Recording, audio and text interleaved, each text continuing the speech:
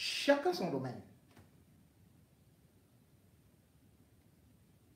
Et parfois, des choses qui me dépassent, je préfère faire appel aux spécialistes. C'est vrai qu'aujourd'hui, avec Facebook, vous allez voir des jardiniers venir critiquer le journaliste que je suis. Ils vont même vous dire, je ne suis pas journaliste, sauf que, bon, j'en ai tellement formé qu'aujourd'hui, je suis heureux de voir des gens comme les Cyril Bogico être médaillés. Je suis heureux parce que même quand j'étais au Cameroun, je voyais déjà Polycarpe Somba être médaillé. Si celui donc qui a formé les plus grands journalistes aujourd'hui en activité au Cameroun, et même ceux qui étaient en devenir, comme Tonguet de Canal 2, qui m'a encore appelé, qui m'a dit, grand, c'est vous qui m'avez ouvert les portes du Futuroscope. Si moi je ne suis donc rien, de toutes les façons, je ne veux pas les titres. Au moins, j'aurais formé des gens, des grands, qui peuvent être applaudis. Cela veut dire que dans chaque métier, reconnaissez les valeurs des gens. Ne les dénigrez pas alors que vous n'êtes pas même prêt à pouvoir être au niveau de leur cheville. Parce que vous n'avez jamais été dans une chaîne de télévision. On reconnaît des journalistes. Comme on dit, le maçon au pied du mur. Le journaliste, c'est la chaîne de télévision. C'est la chaîne de radio. Tu as beau être bon journaliste, mais si tu n'as jamais fait une chaîne de télévision, tu n'es pas journaliste. Tu as beau être un très grand joueur, mais si tu n'as pas évolué dans des grands clubs,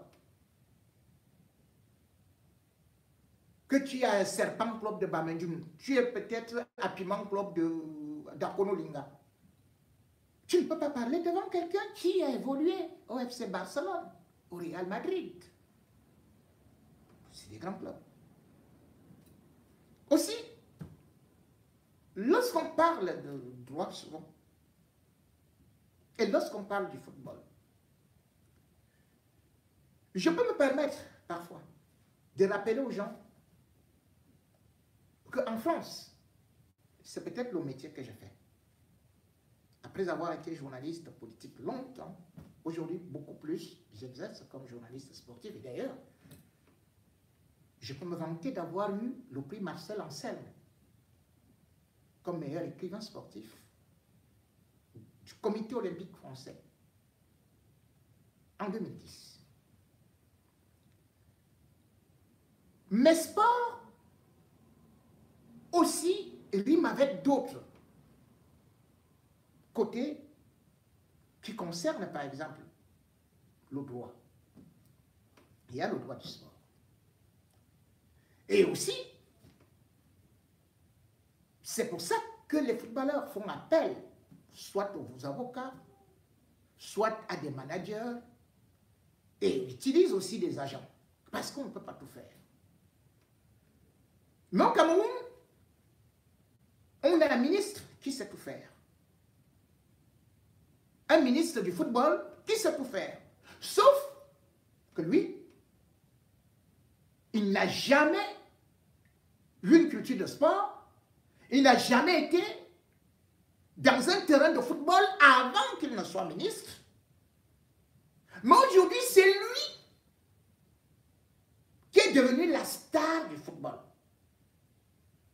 Et bien sûr, c'est lui qui connaît les meilleurs entraîneurs, les meilleurs sélectionneurs qu'il faut recruter.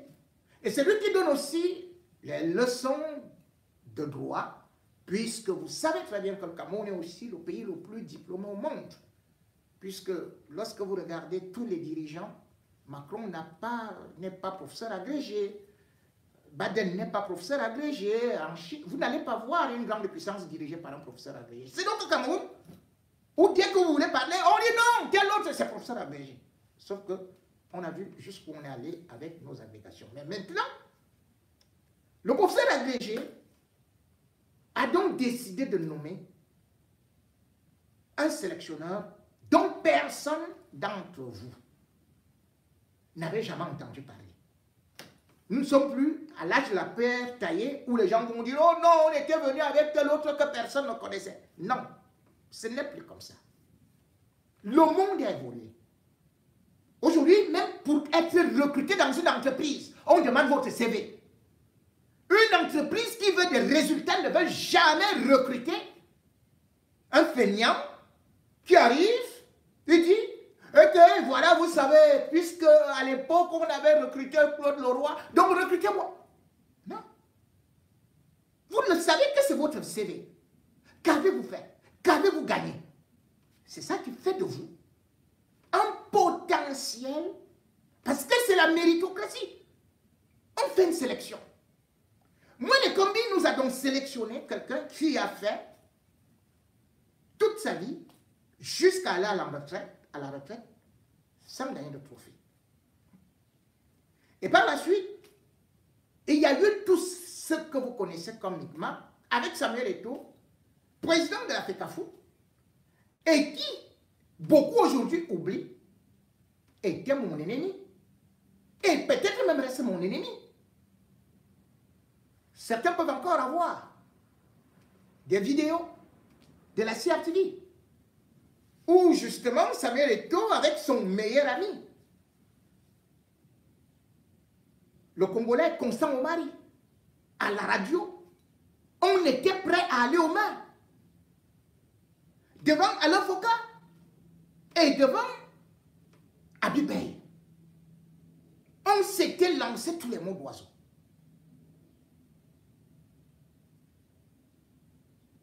À l'époque, d'ailleurs, il avait saisi, il avait pris la vidéo de Constant Omari pour mettre ça sur sa page, pour me narguer. La CRTV avait fait un reportage incroyable contre moi. Juste parce que je disais que le Cameroun ne pouvait pas organiser la CAN. La CAN n'avait pas eu lieu. Mais tous les Camerounais s'étaient moqués de moi, en commençant par Samuel Eto'o, Constant Omari, qui était venu jusque dans les studios de la radio. Et quand d'ailleurs j'avais rencontré Samuel Eto'o, avec Abibey et Foucault, c'était très chaud. Mais cela ne me fait pas être rancunier. Ce n'est pas parce que Samuel Eto'o a fait que la CRTV fasse un reportage contre moi, à l'instar de ce que j'ai subi au niveau de Vision 4. Sauf que la CRTV, c'est un peu professionnel. Ils se sont moqués de moi, mais ils ne m'ont pas insulté. Ils ne m'ont pas traité comme un animal. J'ai compris. Je suis resté tranquille. Je pouvais en vouloir à Samuel Eto'o jusqu'à la fin de ma vie. Mais sauf qu'aujourd'hui, ce n'est pas lui mon ennemi. Parce que je ne parle que droit et je demande aux hommes de droit, avant de venir vous parler. Je dis, mais cette histoire que vous dites là, c'est quoi? On me dit, convention ne vaut pas un décret. Je dis, ah bon? Je dis, après, c'est comment? On dit non. Après, je me rends compte que nous sommes un pays affilié à la FIFA. Je me mets à faire des recherches. Quel pays, dans quel pays le ministre a nommé un sélectionneur? Voilà un exercice que je vous donne. Revenez me dire, dans quel pays un ministre des Sports a nommé un sélectionneur? Et quel a été le résultat? Ah bon, si ça existait. Face à ça, je ne peux donc pas utiliser le fait que Samuel Eto'o soit maintenant à couteau tiré avec le régime pour le matraquer pour des intérêts que je ne connais même pas. Je ne connais même pas ce que les gens ont derrière la tête.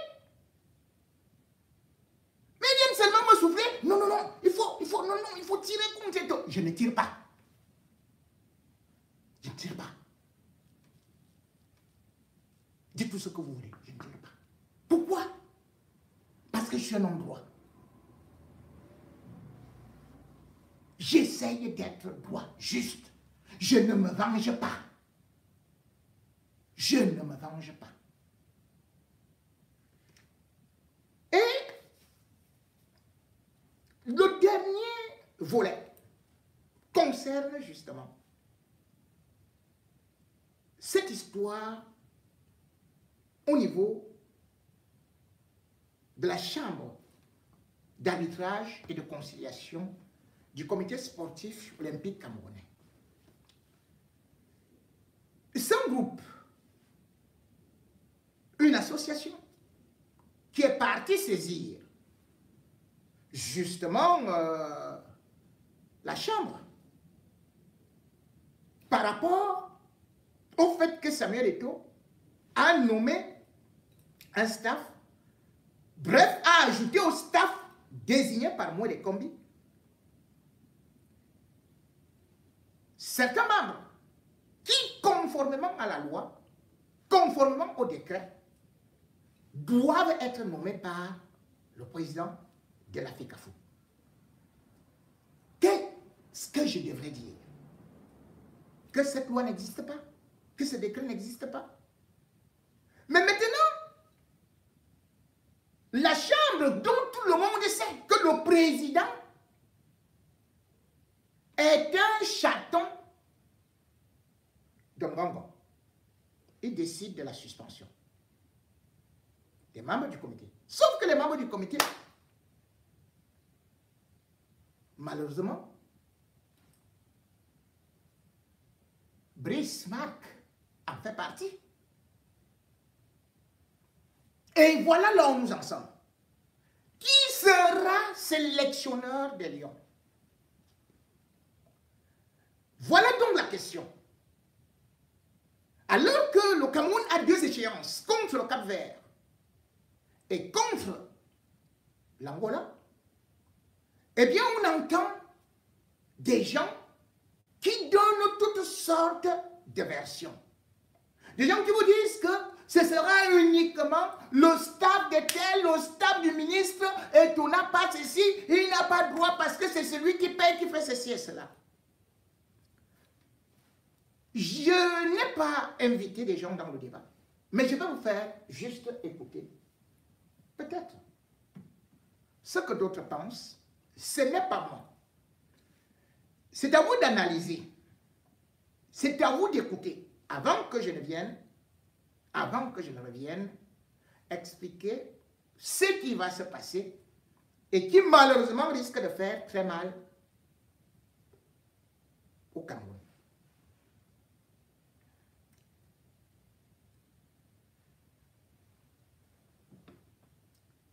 C'est un débat qui concerne justement l'interprétation de la dernière décision de la Chambre d'arbitrage et de conciliation. Mais comme je vous ai dit, moi, quand on parle médecine, je ne suis pas là. Quand on parle tel autre, je ne suis pas là. Quand on parle ceci, je ne suis pas là. Sauf quand les experts me donnent un peu, j'apprends et tout et tout. Et je viens vous donner quelques bribes. Mais quand ça devient compliqué, je vous jure, je ne peux pas. Donc, c'est les autres qui connaissent tout. Quelqu'un planteur, il vous dit non, non, non, moi je vais vous expliquer ce que ça veut dire et tout. Voilà. Donc, moi je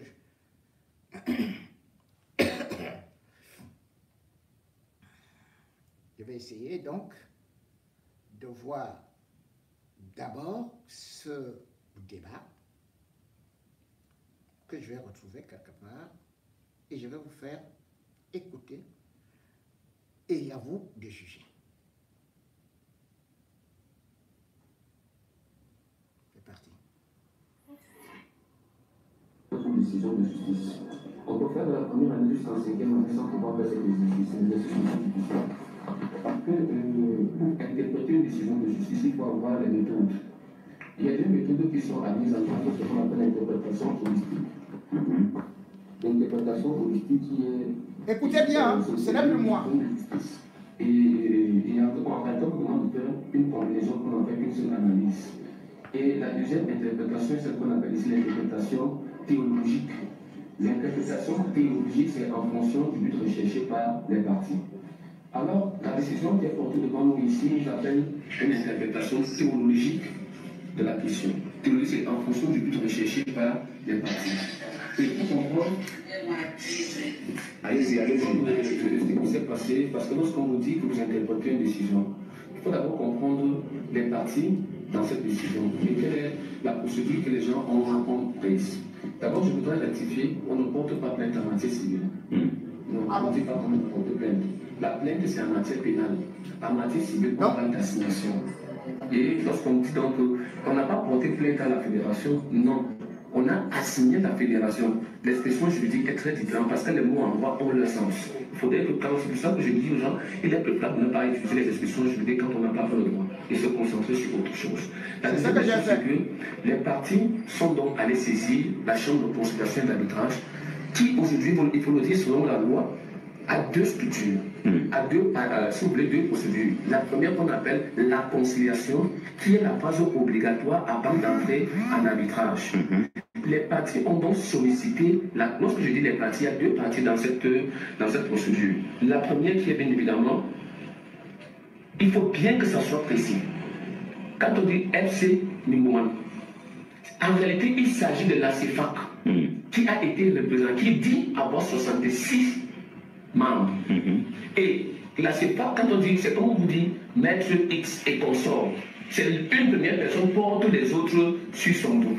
C'est donc la CFAC qui est partie, avec en tête de file son président qui est Malon Wallon. Contrairement à ce que j'ai pu entendre hier, M. Abdourahmane n'a jamais été président de la CFAC.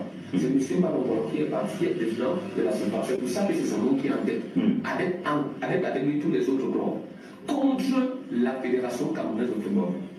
Qu'est-ce que la CFAC demande à la Fédération camerounaise de football? Ou encore, si vous voulez, au juge ou à l'arbitre conciliateur. La CFAC demande un ensemble de prétentions au rang desquelles l'annulation de la résolution numéro 1 portant nomination des membres du staff administratif de l'équipe nationale du Cameroun. La résolution numéro 2 portant nomination des membres des autres structures. C'est ce qu'ils demandent. Ils estiment comme moyen. Parce que la prétention, c'est ce que les partis veulent. L'argumentation, c'est le moyen juridique qu'on vous estimez. Ils estiment deux moyens pour leur prétention. Le premier moyen est l'ordre public. Ils estiment que le président en moment va créer un désordre public. Deuxième moyen, ils estiment qu'il y a une violation de l'article 9, alinéa 2, ou de l'article 9 dans son deuxième segment. Pas l'alinéa, parce que l'article 9 n'a pas deux alinéas, c'est deux segments. C'est les moyens qu'ils estiment. Et ils ont d'autres prétentions parce qu'il y a deux procédures. Une autre prétention, c'est celle visant la vacance au sein de la Fédération camerounaise de football. Alors, la conciliation, ça veut dire qu'on vous demande que voici, la conciliation est un mode amiable de résolution de litige qui vise à chacune des parties à s'entendre et à abandonner un certain nombre de droits afin d'arriver à une entente qui va devenir donc une décision, mais qui peut, lorsqu'elle n'est pas remise, lorsqu'elle n'est pas exécutée, faire l'objet d'un recours devant le juge. Alors, là, je crois que le français là n'est pas superfétatoire. Conciliation. Pourquoi? Parce que la fédération estime qu'il y a non seulement, d'ailleurs, je crois que le communiqué que vous avez lu dévoile l'ensemble des moyens juridiques déployés par la Fédération camerounaise de football. N'utilise pas trop les choses superfétatoires. Le conciliateur a constaté, parce que lorsque les deux parties ne s'entendent pas, il dresse donc ce qu'on appelle en droit un PD de non-conciliation. Ça veut dire que les deux parties, et la non-conciliation ici dans le cas d'espèce a été totale. De l'habilité un PD de non-conciliation. Maintenant, il met en exergue, et c'est un moyen de droit que moi, juriste, je ne peux pas le lui refuser. Parce que lorsqu'il prend la mesure conservatoire qui est la suspension de manière temporaire, parce qu'on n'a pas annulé. On a suspendu, il faut que les mots en droit soient très bien compris. Parce que lorsque je vois des gens aller dire qu'on a reconnu le stade du ministre des Sports, ça ça veut dire qu'elles-mêmes ne comprennent pas l'expression juridique qui est utilisée. Et ça fait encore plus mal que ça vient de certaines personnes qui prétendent être des conseillers numéro 1. Laissez-moi terminer, c'est très important. La nuance juridique est très importante entre une suspension provisoire assortie d'un délai de 24 heures et une annulation. Parce que pour rétablir quelque chose, il faudrait que l'autre soit sorti totalement. Le type, si. Pour faire simple, il faut les auteurs comprendre. Je crois que Etoté a acheté un. Mais Etoté n'a même pas d'argent. Il achète tout le monde. Les faits produits par cette décision. Je vous dis, le juge, qu'est-ce que le juge fait? Le juge estime que, comme deux parties sont devant moi, il y a une qui a plein acte, l'autre comptait sur l'autre acte. Pour que l'acte ne prenne pas des effets, parce que c'est l'acte qui produit des effets, ça peut nuire à l'autre partie au cas où l'autre partie venait à gagner le procès. Je vais expliquer en français parce que pour que ceux qui sont Et comment vous voyez combien là? Imaginez-vous que si au fond, monsieur, si vous voulez, monsieur. Moment arrivé, j'arrive. Je prends d'abord mon gombo et toi là. Marc et tout le monde avec les appuis fonctionnent, avec les appuis les salaires, avec les appuis les premiers et les deuxièmes matchs. Vous trouverez que ça va créer un effet contraire. C'est pour ça que le juge dit, en attendant, pour que l'une des parties, si elle ne soit pas lésée, je demande d'abord de suspendre pour que vous puissiez, que je puisse examiner la paix au fond. Donc c'est pour dire à ceux qui interprètent qu'on n'a jamais annulé une décision, on n'a jamais annulé la nomination ou encore les résolutions de l'Assemblée, du comité exécutif de la Fédération camerounaise. Voilà. Que non. J'ai déjà pris ma part. C'est pour ça qu'on vous dit que vous ne pouviez pas dire. Ceux qui ont faim, demandez-moi. La liste du ministère des Sports, parce que la liste de la nomination donnée par la Fédération n'est pas encore sortie de la semaine juridique. La suspension est d'ailleurs assortie d'un délai de 24 heures.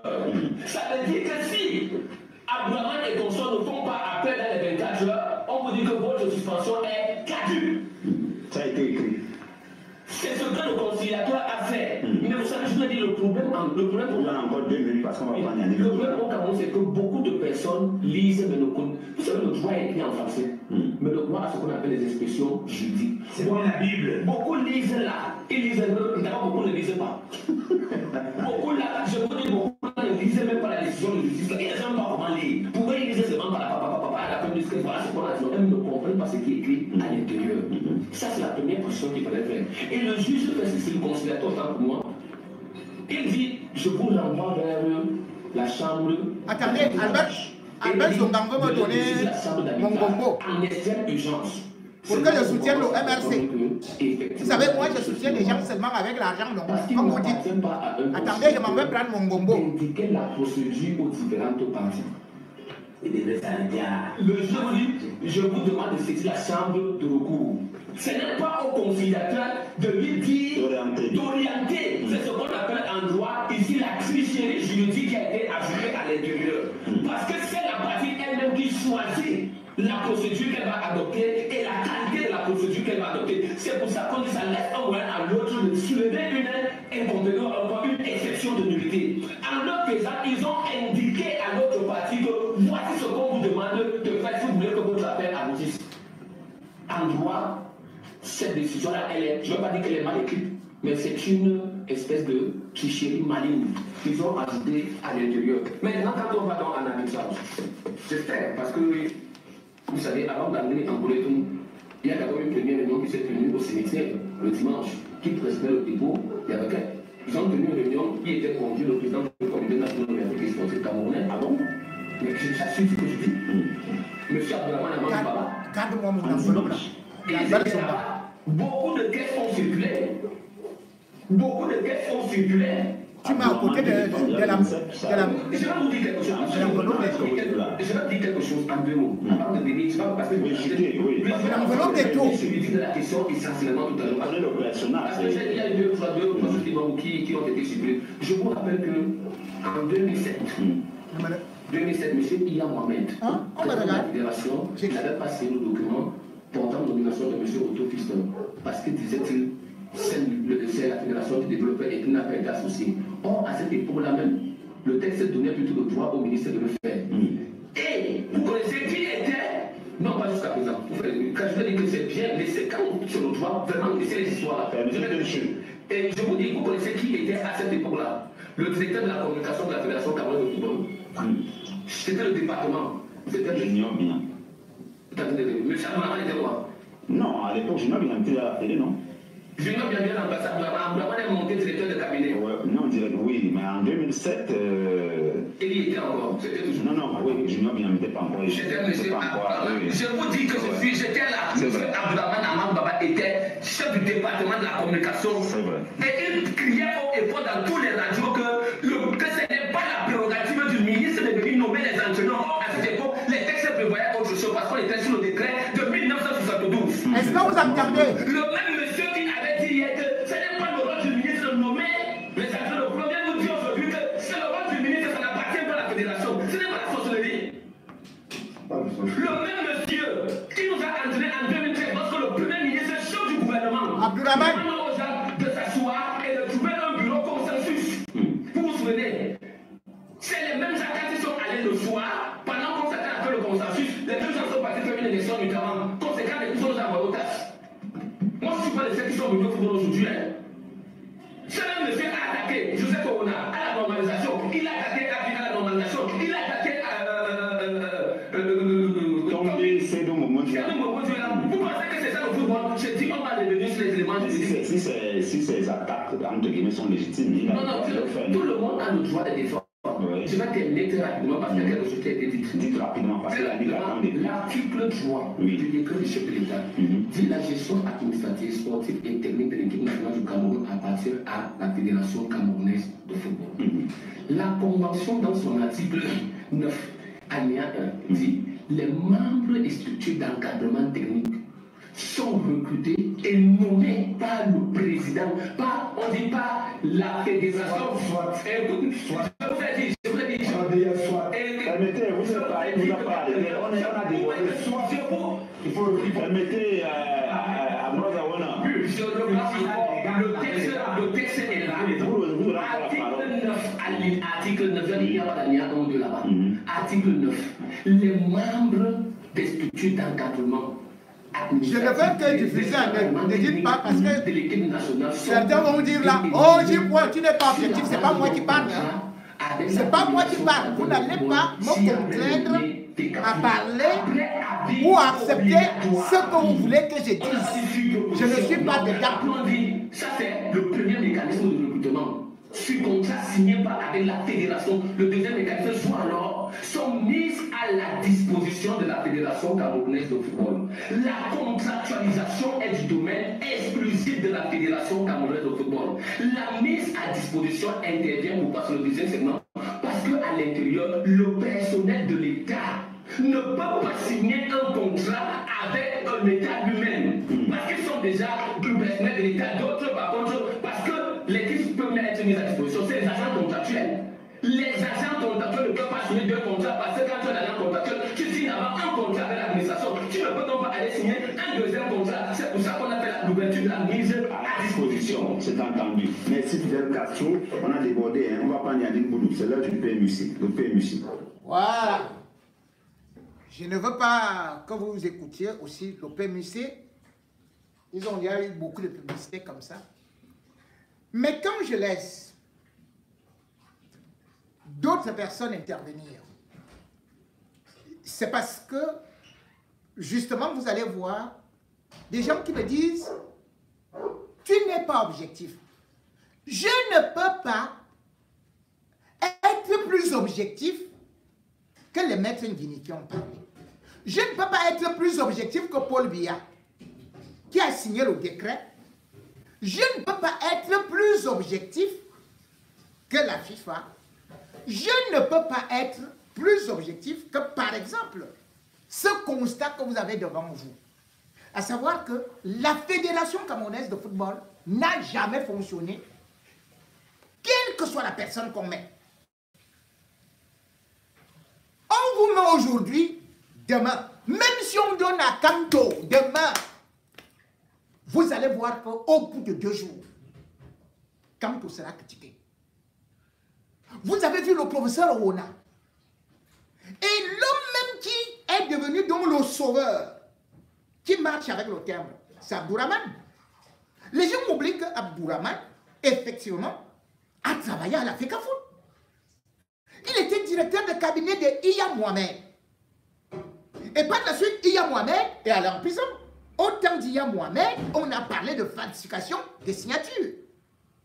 Au temps d'Iya Mohamed, bien évidemment, on a vu Abdourahmane qui lui-même était critiqué et impliqué dans des affaires de détournement. Comment donc on peut dire que le chef bandit d'hier devient le shérif d'aujourd'hui? Et quand on voit donc dans cette logique, Abdourahmane, Iya Mohamed va se débarrasser de lui, et enfin, pas de lui en tant que tel, parce qu'il va travailler avec le secrétaire général, je crois que c'est en 2011 qu'on se débarrasse de lui. Quand il dit que lui représente les clubs et que la gestion, il connaît la gestion. Mais le problème est le suivant. Il a multiplié les procédures. Sa propre équipe n'a jamais remporté quoi que ce soit. C'est-à-dire étoile filante. Étoile filante, c'est toujours dans les bas-fonds de la Ligue régionale. Étoile filante, parfois ce n'est pas, on n'a même pas les salaires des joueurs. Étoile filante, parfois se retrouve avec des forfaits. Mais le donneur de leçons doit d'abord nous montrer lui-même que dans le club, il a très bien réussi. Comme j'ai dit que moi, les combis aujourd'hui qu'on peut applaudir, au ministère de la Culture, vous le savez très bien, il a échoué. Tous les artistes ont pleuré à cause de moi les combis jusqu'à regretter Bidoumbat Mini Pampam Shoga. C'est le pire ministre qu'on ait pu avoir. Vous n'aviez jamais vu. Et certains ont dit, oh, c'est un fake news parce que le secrétaire général de la FECA a dit qu'il n'y a pas de suspension. Où est donc le Cameroun? Le Cameroun devrait jouer les Jeux Olympiques. Est-ce que le Cameroun est là? Pour la première fois, on nous dit qu'on a refusé les visas à l'équipe du Cameroun qui devait participer, les handballeuses, aux Jeux Olympiques. Et vous applaudissez pour moi les combis. La FECA volée, c'est détruit. Le tennis, ça n'existe pas. Partout, il y a. Et le football, vous dites que c'est ça où il va apporter donc sa grande pige, sa grande technique avec celui que vous appelez Marc Brice. J'aurais accepté cela si j'avais déjà vu que dans un ministère où il est passé, il a été regretté. Que les gens ont dit, ce monsieur connaît travailler. J'aurais apprécié cela si, sur le plan social, on m'a dit que c'est un homme généreux, que c'est un homme qui a la main dans le cœur, que même dans la famille. Je vous ai dit, et je suis venu vous raconter une histoire ici, de son cuisinier qu'il a mis à Kondengui, et qui aujourd'hui, je n'ai même plus de ses nouvelles, je ne sais pas s'il l'a tué. Parce qu'il lui avait imposé de faire les marches arrière. Double sim. Voilà quelqu'un qui, dans sa propre maison, allait là-bas, demander où se trouve son épouse, s'il en a. Et ce qu'il a fait aux garçons d'autrui, aux enfants d'autrui. Voilà des ennemis de la République qui ont détruit la jeunesse, la nation, et dont le seul fait d'armes est qu'il est parti assister à l'ouverture d'un salon de coiffure. Notre culture n'a pas marché. Notre football ne marche pas. Et aujourd'hui, on parle de mise à disposition. Le problème est le suivant.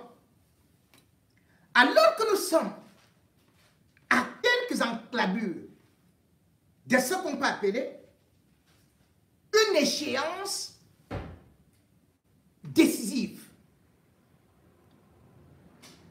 nous avons un ministre qui, au lieu de calmer le jeu, attise plutôt, met le feu, et vous dites que il a déjà gagné. Je vais vous poser une question. Comme il a déjà gagné là,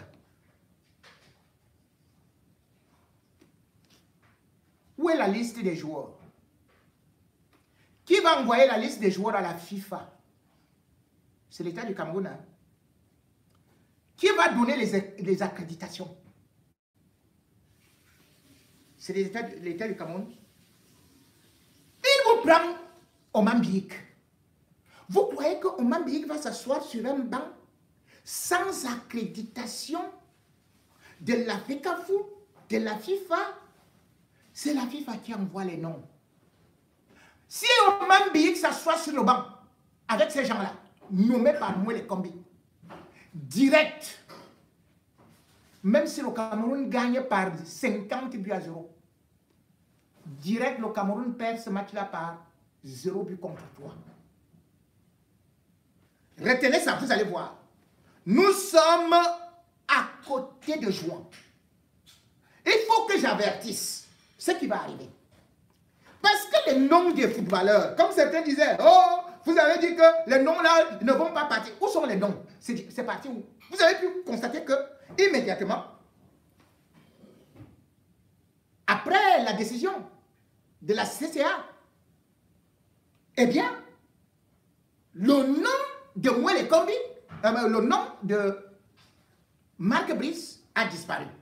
Donc on commençait à dire que non, son nom n'a jamais été là, ou bien d'autres même ont fait des fake news en disant que c'est chaque fédération qui va ajouter ses noms au niveau du site de la FIFA.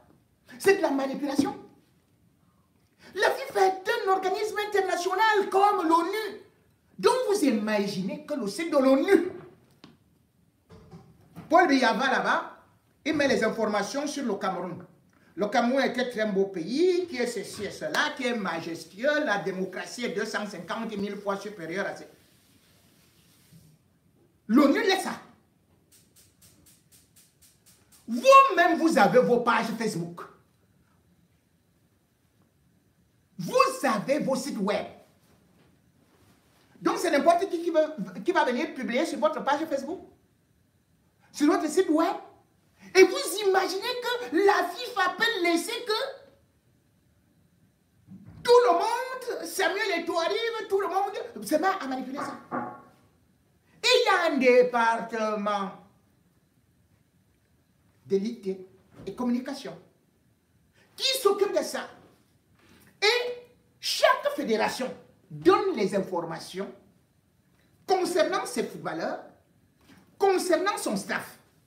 Ce n'est pas un ministère qui donne ça. C'est le président de fédération. Et il y a des moyens de transmission de ces informations. Il ne va pas directement sur le site les mettre. Il y a des mails, et il y a un formulaire qu'on vous envoie, et vous remplissez. Et avant la publication, il y a eu l'équipe de la FIFA qui vérifie ça. La FIFA a un budget qui dépasse celui de l'État du Cameroun. Qu'est-ce que vous parlez? La FIFA est plus puissante que... C'est une grosse organisation. Vous ne pouvez pas dire qu'une grosse organisation de cette envergure-là peut s'amuser à mettre et que vous allez décider que oui, c'est l'État qui va nommer, qui va décider de qui sera le sélectionneur, qui va faire ceci, qui va faire cela. Si Samuel Eto'o n'envoie pas la liste,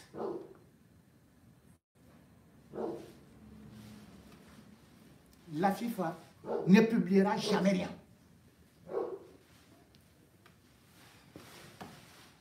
C'est la fédération camerounaise qui organise,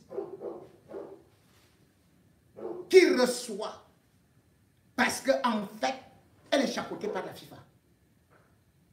Ce n'est pas l'État du Cameroun, ce n'est pas Mouele Kombi, ce n'est pas la force, ce n'est pas Tolo. Donc les gens qui vous ont dit qu'ils peuvent aller mettre le nom de Marc Brice, mais qu'ils aillent donc mettre sur le site de la FIFA. Si la FIFA ne reconnaît pas un staff, ce staff ne peut jamais avoir d'accréditation. Donc ne peut pas s'asseoir sur le banc de Lyon. Et pour que la FIFA donne des accréditations, il faut Samuel Eto'o.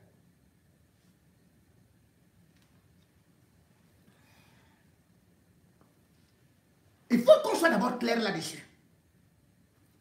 Et maintenant, il faut savoir que la situation que nous vivons ne permet pas la préparation dans de bonnes conditions. Dans la mesure où certains joueurs, aujourd'hui, ne sont même pas capables de savoir qui est qui. Et il y a une mission d'avance. Par exemple, en Angola, pour un match. C'est-à-dire qu'il faut chercher les hébergements, ceci, les trucs d'accueil. La FECAFOOT va envoyer sa délégation. Le ministère des Sports, moi, les combis, va envoyer aussi sa délégation.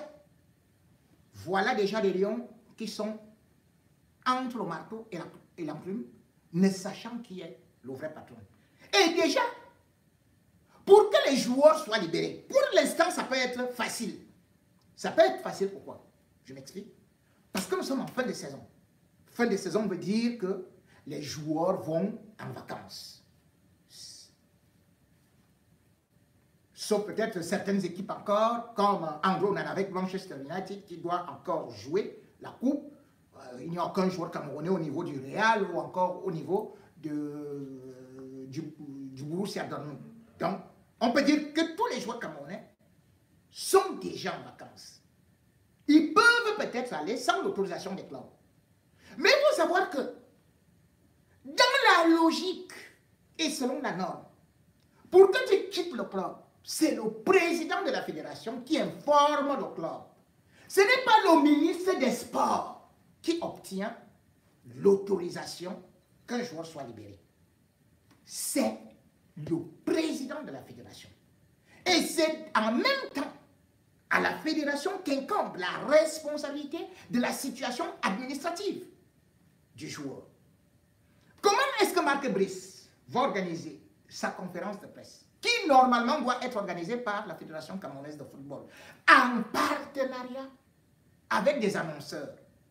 L'État du Cameroun, la première fois, Mwele Kombi a omis les annonceurs qui ont des contrats avec la FECAFOOT, avec les Lions Indomptables. Maintenant, il va encore organiser quelque chose, on va sortir la liste. Vous de mettez cette liste-là.